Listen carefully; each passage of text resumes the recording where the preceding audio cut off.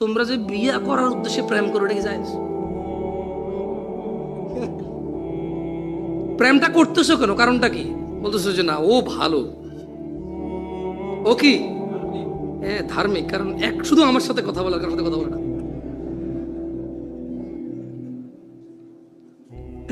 আস্তাগফিরুল্লাহ আযীম।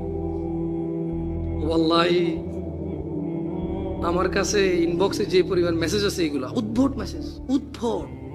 বলতেছে যে ও কোরআন শরীফ ছুঁয়ে বলছে আমাকে বিয়ে করবে।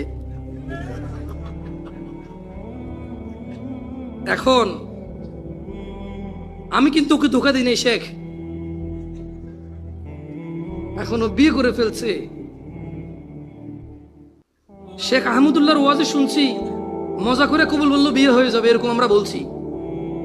এখন ওর কি আমার সাথে বিয়েটা বৈধ নাকি ওর বাপের সাথে যেটা বৈধ? আমি টেনশনে পড়ি যে এই প্রশ্ন আমি কারে রেফারেন্স দিব।